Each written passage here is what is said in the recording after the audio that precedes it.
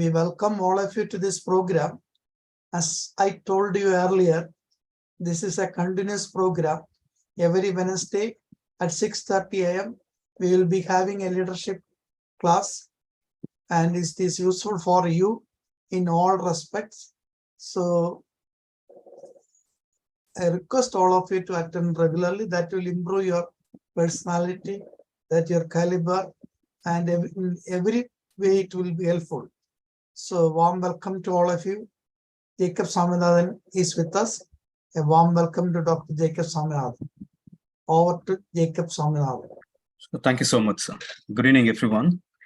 Okay, so before we continue with this session today, anyone could let me know what did we learn last week, last Wednesday? Not about what we learned on Monday. So you need to tell me what we learned last Wednesday. Sir, can I? Yeah, please go ahead. Start. Last Wednesday, we learned about action, and we learned that act means do. We first look at the example of Jesus Christ, and we look at the height of Mount Everest.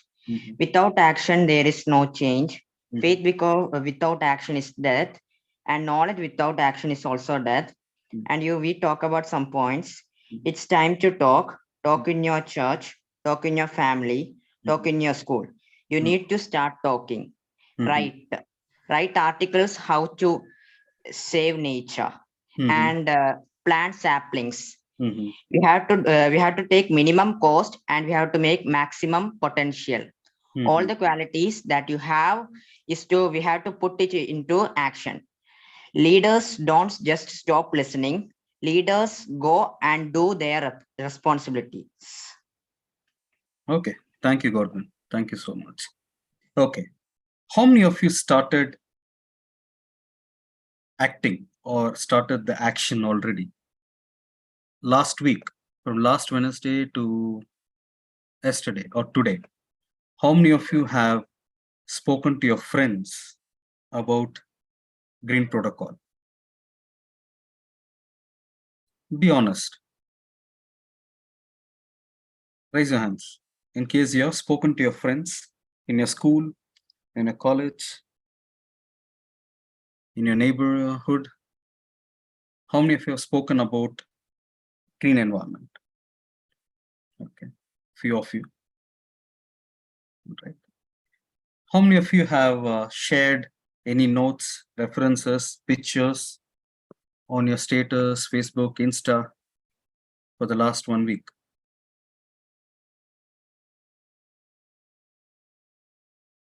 All right. Few of you again. Okay, now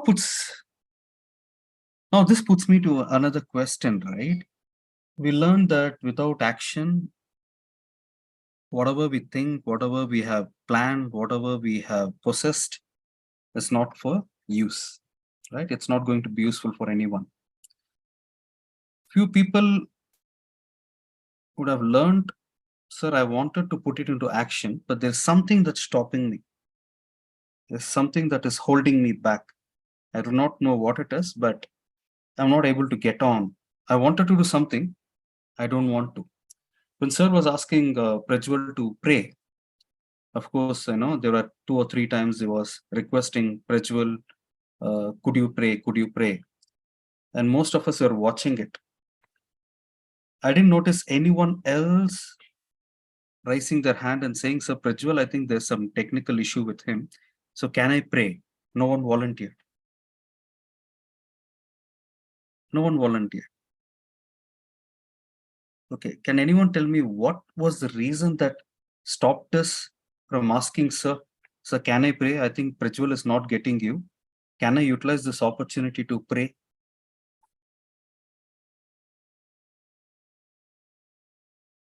We are 30 of us today.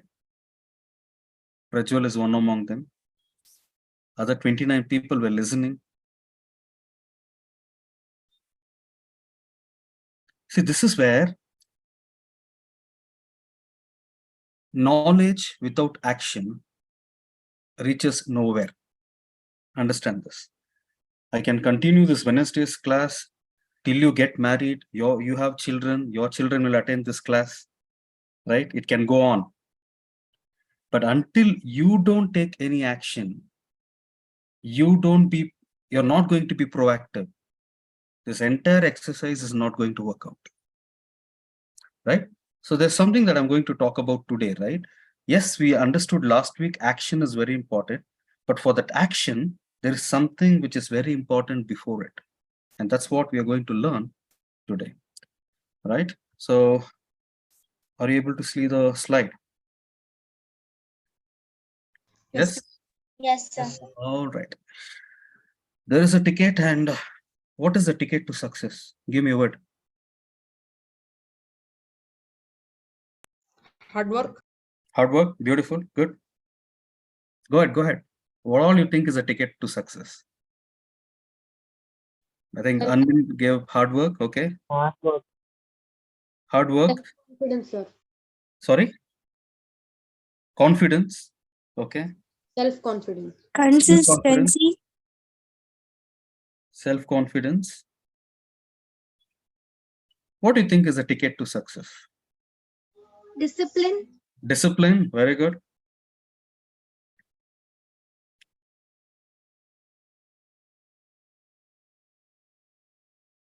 What else? God's grace. God's grace, okay, beautiful. Having desire and proper plan. Planning and desire, okay, good.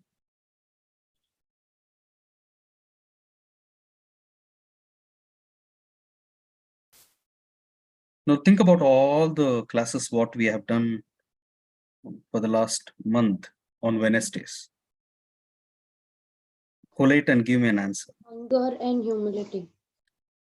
Humility, humbleness, whatever. Okay. Hunger to get success. Hunger for success is a ticket to success. Okay.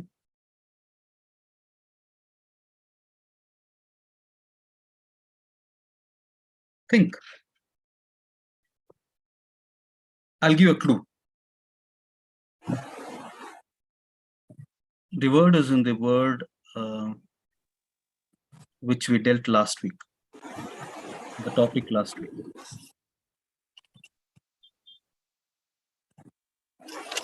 Action. No, action is the topic what I dealt last week. But the word I'm looking at here, the ticket to success, there is a word. Practice. Practice. Okay, I'm looking for one more word. Focus. Focus. No, one more word.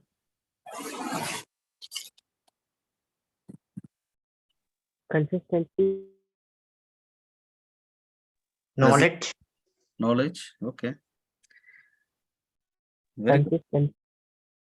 Not bad. People are guessing a lot of words, but I'm not getting the word which I need. Okay, let me give you another clue. The word begins with the letter B. B as in Bangalore.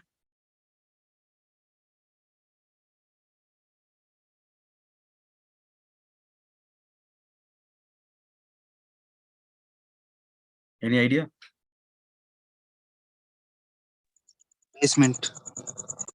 Basement. Be for What is that? Basement. Basement is the ticket to success. Okay. be for B part. Okay. The ticket to success is nothing but the word called begin. Start. Right? Your action starts, or you can be in action only when you begin something. All of us are talking about these things until and unless we don't begin, right?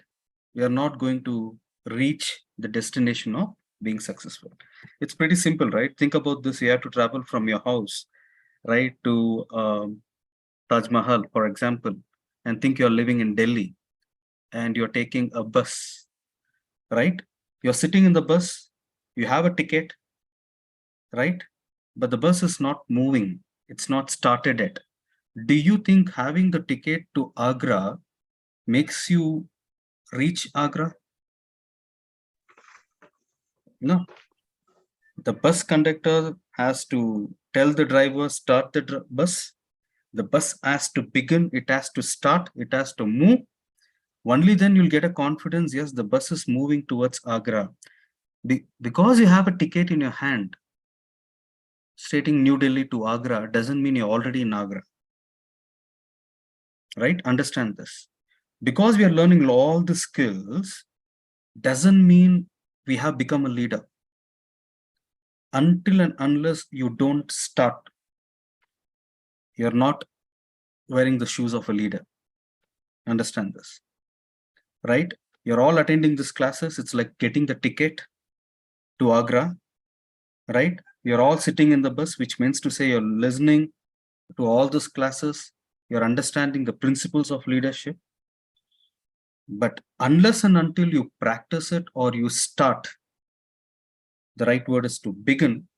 Unless you begin to be a leader, right, you're not a leader yet. So that's the worst part of being a leader, because knowing everything doesn't make you a leader. It is only in action, what I said last week. Now today we are going to talk about why we are hesitating to start. Why most of us are hesitating or afraid or having the fear of starting anything. For example, even the prayer which sir asked or requested you to pray, or for that matter, sir is requesting million times for you to be on video, yet few of you are not on video. What is making you do that?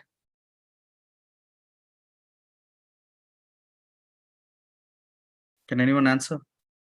What's stopping you from beginning something which is asked to be done? Sir, fear of failure.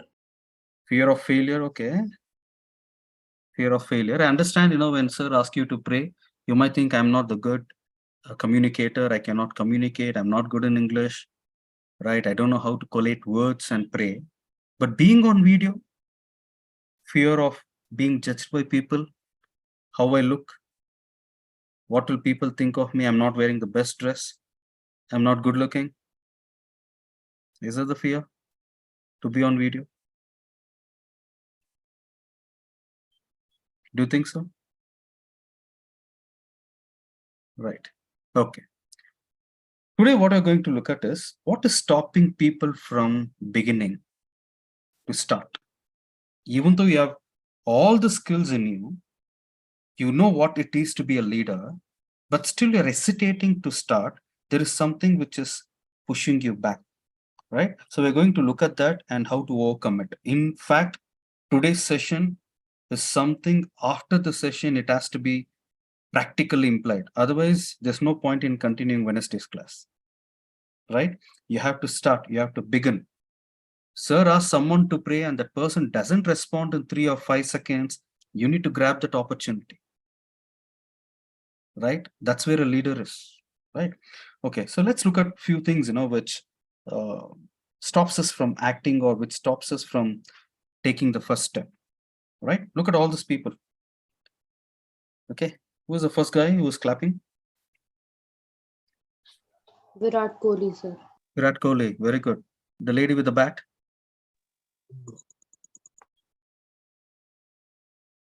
PV Sindhu. PV Sindhu. PV Sindhu, right? At least people from Telangana and Andhra should know this. PV Sindhu. And the last person?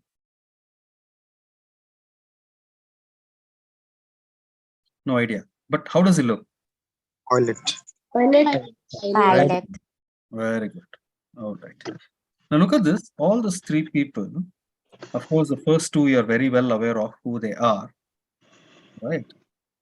Do you think Virat Kohli today, when he goes out to play or bat or field on the ground, he carries his bat and goes to the pitch?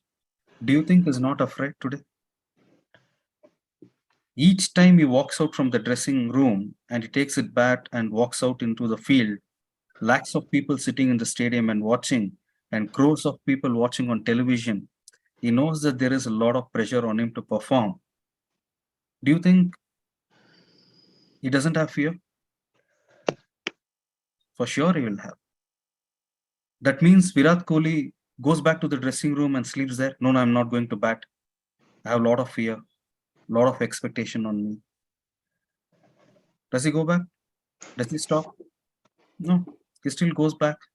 He goes into the ground on the pitch and starts performing magic. He doesn't stop, right? Do you think PV Sindhu, right? Each time she goes on to the court, the badminton court, she plays. Don't you think she doesn't have fear? She will have fear. Of course, she will have. But what all these people have done is they have conquered fear. Look at the third person, right? The pilot. How many of you have ever thought of this? You know, I don't know how many of you have flown in a flight. Let's take you all travel in a bus or train. How many of you, while sitting inside the train, ever thought of this imagination that if the driver makes a silly mistake, 2,000 or 3,000 people traveling in the train is done. 3,000 lives or 2,000 lives with that person. Imagine the pilot, 40,000 feet above the sky. That one mistake of him can cost a lot. Don't you think these people, the drivers, the pilot, don't you think they'll have fear when they start sitting on the driver's seat? Before they start the engine, they will have fear. Each time they make an announcement and they say the flight is going to take off, the pilot will have a slight fear in his mind. What happens if anything goes wrong? Yet he takes off the flight. So what have these people done is they have come out of fear.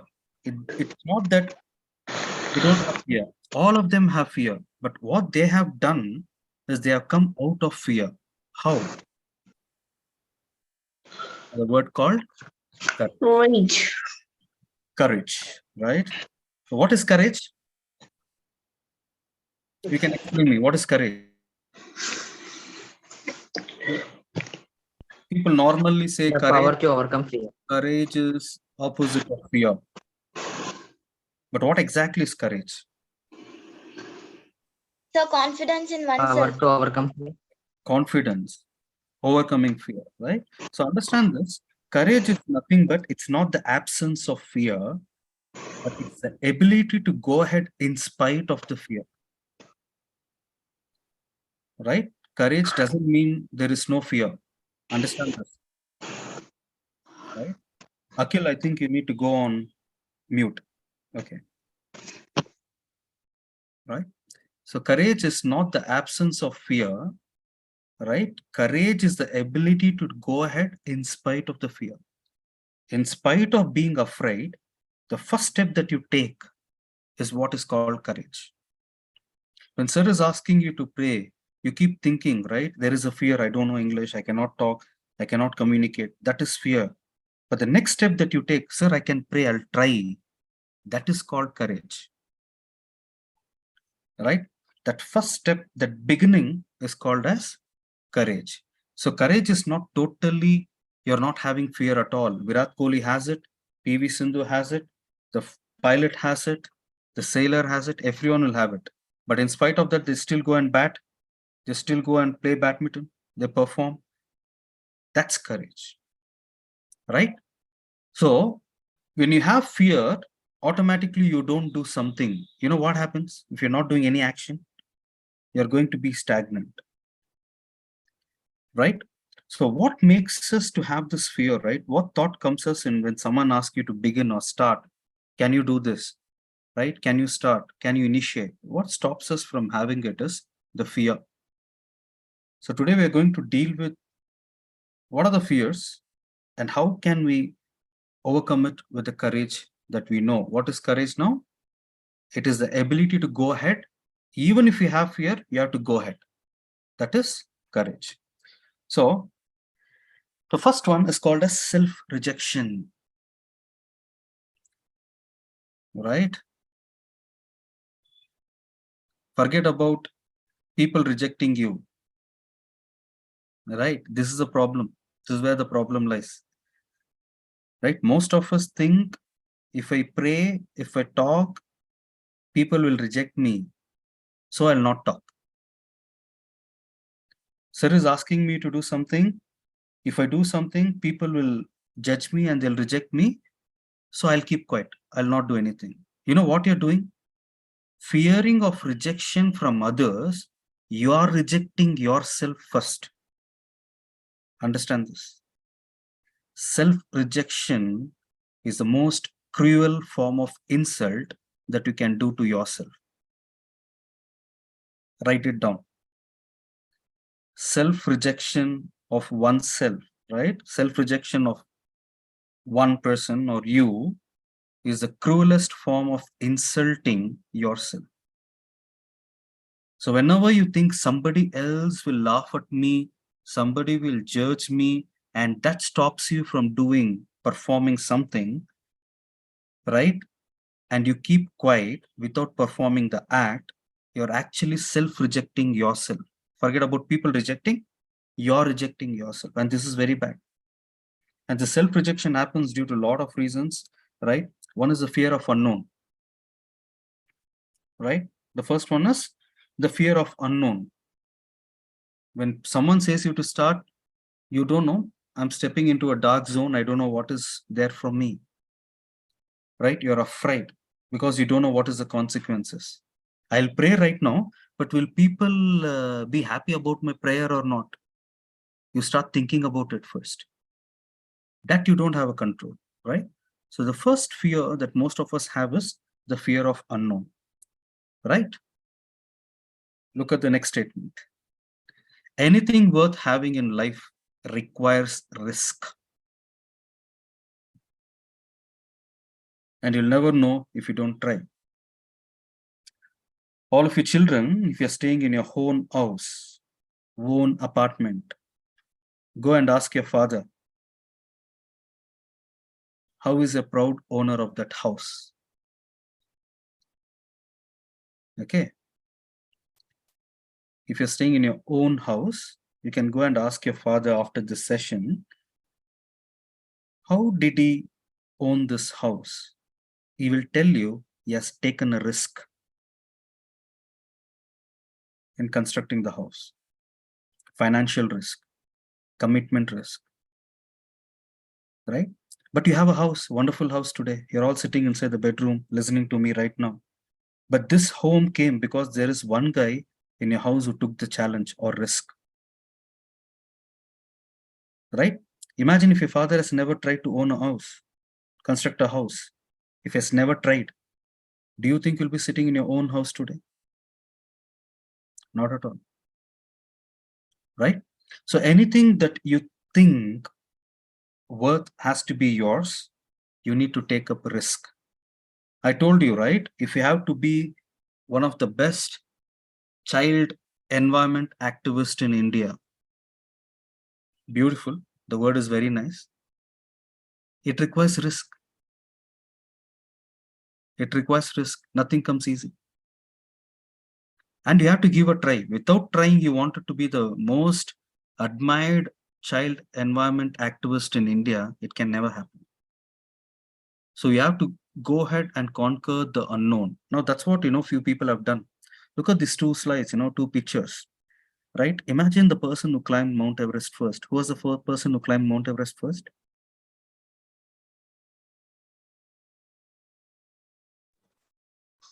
Sir George Everest. Huh?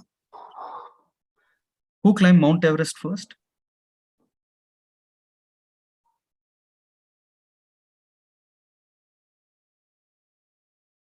Except from me. Huh? Hillary, Hillary, Edmund Hillary, New Zealand. New Zealand. Okay. Is Mount Everest the tallest peak in the world? Yes, sir. We spoke about its height last time. You remember? What was the height that I mentioned? 8,849 meters. Meters, square meters. Okay. Yes, sir. Okay. You remember? Imagine almost 30,000 feet. If somebody has to climb, he doesn't know what is there on the peak. He doesn't know what animal stays on the mountain. He doesn't know when the snow can fall on him and there can be a slide, right? Think about this person, right? To climb that mountain. By this time, have you found out who is the first person? Tenzing. Tenzing Tenzing. Right. Nepal. Nepal, Sherpa.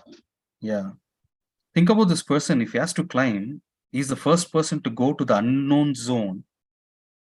He might have a lot of fear. He could have had a lot of fear. He's going to an unknown place. Think about this. If I take you today and tell you have to be in Kenya for 2 months, all by yourself, will you be happy? Right? You'll be thinking, oh, unknown zone, what will be the food there? Which language should I speak? Right? You'll be in a confused state. Of course, you'll not even take the first step. But for the person to climb 29,000 feet and achieve that world record, he has to overcome the fear of unknown. If something is stopping you today from taking the starting thing, right? It's saying, hey, you don't know what is the result, what is on the other side, you do not know. Don't take the first step. Don't go on the stage. Don't talk. Don't write. If that is the thought that's coming to you, this picture has to strike your mind. If that fellow would have thought it, he would have never climbed Mount Everest. On the other side, you see another guy, right? Mount Everest, at least it's on the earth. Now look at the other guy. He has to go outside the earthly zone. He has to go to the moon. Who was the first guy to step on moon? Neil Armstrong. Neil Armstrong. About earth we don't know, but about moon we know everything, right? Neil Armstrong, right? Think about this guy. How much of fear would have gone into him that he has to go outside the earth zone, through the atmosphere, miles and miles and miles and miles away from his family. He doesn't know what is there on moon. Are there any people there, any animals there? No idea. But look at today, after 40, 45 years, we are still sitting and answering that person's name today. That's what happens when you conquer fear. You make a benchmark, right? Understand this. If you're fearing to start, something has to come to your mind, right? These two pictures has to be always there. Whenever anyone calls you on stage and asks you to speak, and you have fear of the unknown, think about these two people. They're still remembered and they made history, right? The next fear that most of us have is fear of commitment, right? Now, what is this word called commitment? Putting yourself completely into it, right? Dedicating towards it. What is commitment in your language? If you have to tell, right? Follow, be into it, right? Most of us have this fear of commitment. I don't want to start right now to talk about green environment because if I promise today, then I have to keep it up. I don't know whether I'll be able to keep it up or not. Think about this, children. At this age, if you learn the art of commitment, if you overcome the fear of commitment, right, you can go places. And there's none other than this person. You know all, right? Who is this person? Mahatma Gandhi ji. Mahatma Gandhi ji, right? You know what was his commitment during the freedom struggle? Can anyone tell me what was his commitment? You all learn about him. You study on him. Non-violence. Non-violence. Thank you, ma'am. Thank you. Whatever said and done, people were telling Gandhiji, no, we'll fight the British army. We'll have an army. We'll also take swords. We'll also take rifles. We'll go fight with them, right? Arms and arms. Let's put the Britishers down. They were thinking like a kingdom, how a king will fight. But Gandhiji was very much committed. He said, you know what? We are not going to shed blood. It's going to be a non-violent protest against the British monarchy. And he sticked on to it. Understand this. He sticked on to the very principle of non-violence till the end. And do you think it was easy? Do you think it was easy for Gandhiji to stick on to non-violence? His own freedom fighters who were with him started against him, became against him. And today, whatever is happening in today's world, right now in India, you might not see the amount of respect that this person needs to have. It's not there today because of this one principle which he was sticking on, the non-violence. You know, where did he get inspired of non-violence? From whom? From Jesus From Christ. Jesus. You know, from anyone? From whom? From Jesus Christ. From Jesus Christ. Two personalities, right? Gandhiji's famous statement, do you know what it is about Christians? Don't know.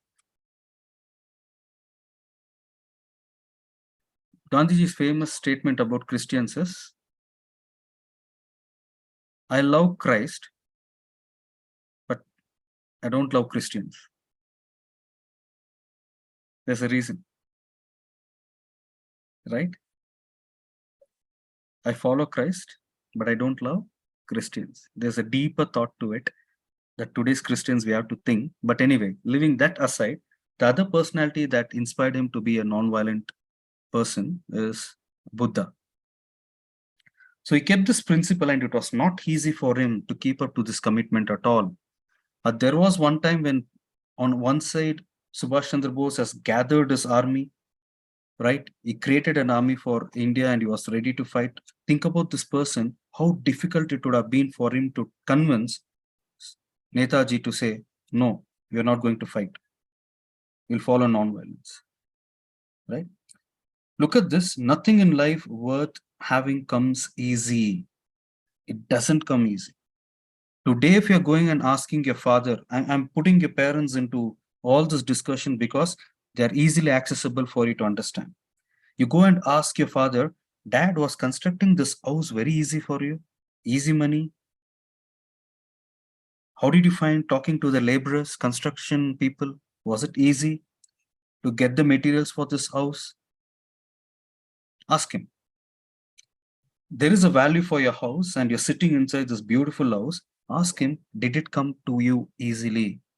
He will say, no. It required a lot of commitment for your dad. Lot of commitment. If your father was fearful of commitments, should I commit to this house? I have to pay loan for the next 20 years. If you had that fear, you'll not be sitting inside your own house today. Did you understand this? You have to overcome the fear of commitment. The third fear, what I'm going to talk about is putting yourself out there. You don't want to get exposed. That's what you people want. When sir is asking you to pray, you don't want to pray because all the other 39, 40 people attention will be on you. You don't want attention. You don't want to be under a microscope. But you know what? You have to put it aside. You have to overcome this fear, right? If you have to be a stage stopper or show stopper, you have to be the person on the stage alone. Understand this, right? You know who this girl is? Malala, sir. Malala? Malala Yusuf. Okay, can anyone tell me what is the background of this lady? Who is this lady? Who is this girl? He's from Pakistan. She's from Pakistan. She's from Pakistan. Okay, then So she fought for girl education. Oh, sorry, girl education. Right, she right. fought for girl education. What happened next?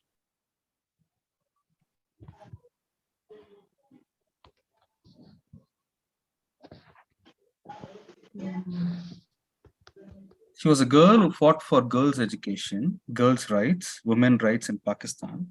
You know what happened? She was shot, Head. but she didn't die. She's alive yet, and she's the youngest person to get a Nobel Prize. Think about this. She is the youngest person to get a Nobel Prize. Look at this. If she would have thought, I will be like any other woman in Pakistan, I will not talk about child rights. I will not talk about girl rights. I'll be very quiet. I'll also follow the same thing. I don't want to come into the limelight. I don't want to stand alone. So let me be very quiet. If she would have been like that, Do you think today, sitting in Medak, sitting in Ramnagar, or sitting in Bangalore, or sitting in Chennai, we are talking about her today? Right? She came out of that fear of being standing alone. When you stand alone, people are going to look at you because you're standing alone, right? You're going to get exposed. That's okay. Don't hide yourself. Don't judge your appearance. Don't judge your communication skills. Don't judge your knowledge. You're good enough. You're God's creation. And God will make you shine only when you decide to stand. If you decide to be in the group, God also cannot do anything much there. Right? Okay. And look at this. Only 1% of the people have guts to stand up and talk. And you 30 people of 40 or 50 are that 1%. Okay. The last one is the fear of failing. This is the common thing that most of us don't start anything at all. What you people mentioned in the beginning. The major reason why I don't want to start anything, why I don't want to be there, is because I might fail. And what happens if I fail? All right. You know who's this guy?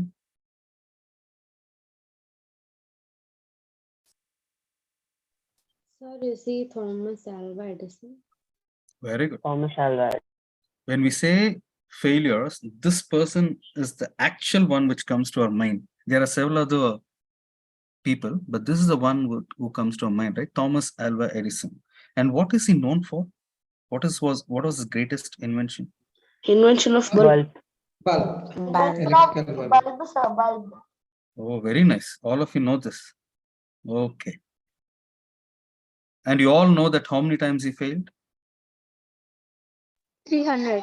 More than More than 300. Sir, 1,000 times. More than 1,000. 1,000, more than 1,000 times. Understand this. More than 1,000. Think about this. If you're going on stage and talking for the first time and you are not able to talk, you stammer, you cry and come down. Second time, if anyone asks you to go to stage, will you go? You'll say, I'll go, I'll not go because again, I'll start crying, I'll stammer, I don't want to go. But think about Thomas Alva Edison, right? 1,000 times he failed in an experiment to invent bulb, right? And there's a backstory to it. It's a beautiful story, right? What failures will teach you, right? If you look at the diagram on the other side, right? Look at the map. It's a beautiful map. I think most of you should have it as your screensaver. Mistakes, obstacles, failures, and only then you'll reach success. Without the other stops, you cannot reach success. Right? You have to pass through all these things and then only you can reach the destination called success. Anyone who wants to go on stage on the first time and talk really well and you're thinking, imagining all the 1,000 people sitting below have to clap for you, sorry. That can never happen. Right? You have to go on the stage, do some mistakes, come down 10 times, 15 times, 20 times. There'll be one time where you'll realize, right? You have learned a lot of things through the other failures. And you people have to learn this from Thomas Alva Edison. He failed almost 1,000 times, people. And people asked him, right? What did you learn? And you failed 1,000 times, you know. How did you feel? He said, who told I failed 1,000 times? I never failed 1,000 times. I've learned 999 times how not to do it. That was his answer. Right? I've learned 999 times how not to do it. Even failure can teach you something. So whenever you fail, don't get emotional, but be a little bit intelligent to understand where did you go wrong. And that was the learning from Thomas Alva Edison. Now look at this, all these 4 fears, what we have learned right now, is the common reason why we don't start anything. Today, if sir is asking you to start a green protocol in a church, in your school, and if you're not started still, it's one of the fears that we discussed now, one of the 4 fears, and you to overcome it, right? Very simple. To sum up the entire discussion, look at the picture. Your comfort zone is very small. You can be very happy without starting anything.